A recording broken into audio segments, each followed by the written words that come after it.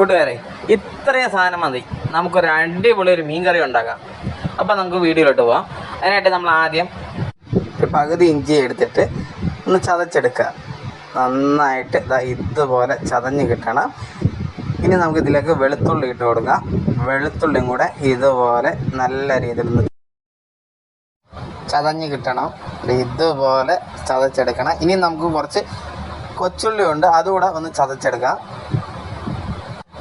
ഇനി നമുക്ക് കറി വയ്ക്കാം. ഇതാണ് നമ്മൾ ചതച്ചെടുത്ത സാധനങ്ങൾ. ഇനി നമുക്ക് ചട്ടിയിലേക്ക് എണ്ണ ഒഴിച്ച് കൊടുക്കാം.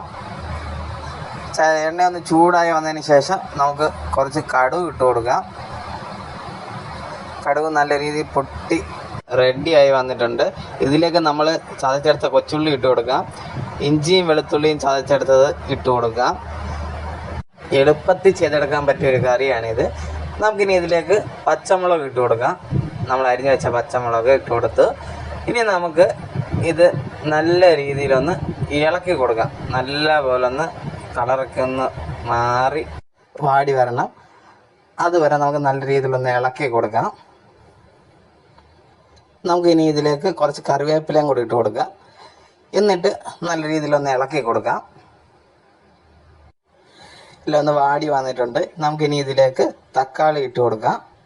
എന്നിട്ട് ഒന്ന് നല്ല രീതിയിലൊന്ന് ഇളക്കി കൊടുക്കാം. തക്കാളിയും കൂടെ ഒന്ന് വാടി ഇതായി വരണം. കളർ മാറി വരുന്നുണ്ടോ? ഇതുപോലെ ബ്രൗൺ കളർ വരണം. ഇനി 1/2 സ്പൂൺ മഞ്ഞൾപ്പൊടി ഇട്ട് കൊടുക്കാം. 1/4 സ്പൂൺ കുരുമുളക് പൊടി ഇട്ട് കൊടുക്കാം. 1/4 സ്പൂൺ ഉലുവാപ്പൊടി ഇട്ട് കൊടുക്കാം. ഇതെല്ലാവരും വീട്ടിൽ ചെയ്ത് നോക്കുക. പെട്ടെന്ന് ഉണ്ടാക്കാൻ പറ്റിയൊരു കറിയാണിത്. ഇനി നല്ല രീതിയിലൊന്ന് ഇളക്കി കൊടുക്കുക. എല്ലാം കൂടെ ഒന്ന് മിക്സായി വരണം.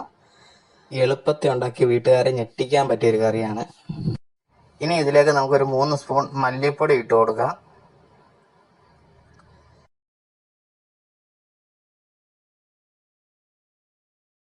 മൂന്ന് സ്പൂൺ മുളക് പൊടിയും കൂടെ നമുക്ക് ഇതിലേക്ക് ഇട്ട് കൊടുക്കാം.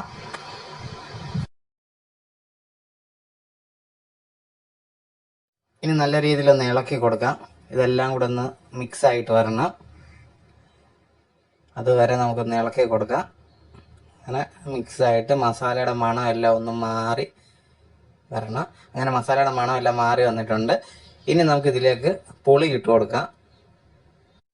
ഇനി ഇതൊന്ന് ഇളക്കി കൊടുക്കാം. അപ്പം എല്ലാം കൂടെ ഒന്നും കൂടെ ഒന്ന് മിക്സായി കിട്ടും. ഇനി നമുക്കിതിലേക്ക് ആവശ്യത്തിന് വെള്ളം ഒഴിച്ചു കൊടുക്കാം. ആവശ്യത്തിന് വെള്ളം ഒഴിച്ചു കൊടുക്കുക. എന്നിട്ടൊന്ന് കലക്കി കൊടുക്കുക. നമുക്ക് കുറച്ചും കൂടെ വെള്ളം ഒഴിച്ചു കൊടുക്കാം. ഇനി നമുക്ക് ആവശ്യത്തിന് ഉപ്പും കൂടെ ഇട്ട് കൊടുക്കാം. ഇനി നല്ല രീതിയിലൊന്ന് തിളച്ച് വരണം. നല്ല രീതിയിലൊന്ന് തിളച്ച് വന്നു കഴിഞ്ഞിട്ട് അങ്ങനെ തിളച്ച് വന്നിട്ടുണ്ട്. ഇനി നമുക്കിതിലേക്ക് മീൻ ഇട്ട് കൊടുക്കാം. നമ്മൾ കട്ട് ചെയ്ത് വെച്ച മീൻ നമുക്കിതിലേക്ക് ഇട്ട് കൊടുക്കാം. മീനിലേക്ക് മസാല എല്ലാം കൂടെ പിടിക്കാൻ വേണ്ടിയിട്ട് നമുക്കിത് മീനെല്ലാം കൂടി ചാറിനകത്തോട്ട് മുക്കി കൊടുക്കാം. ഇനി നമുക്കിതൊന്ന് അടച്ച് വയ്ക്കാം. നല്ല രീതിയിലൊന്ന് തിളച്ച് ഒന്ന് വെള്ളമൊക്കെ ഒന്ന് വറ്റി വരണം. കൂട്ടുകാരെ, അങ്ങനെ നമ്മുടെ മീൻ തിളച്ച് വെള്ളമൊക്കെ ഒന്ന് വറ്റി റെഡിയായി വന്നിട്ടുണ്ട്. കൂട്ടുകാരെ, നിങ്ങൾക്ക് ഈ വീഡിയോ ഇഷ്ടമായാൽ ലൈക്ക് ചെയ്യുക, ഷെയർ ചെയ്യുക, ഈ ചാനൽ സബ്സ്ക്രൈബ് ചെയ്യുക.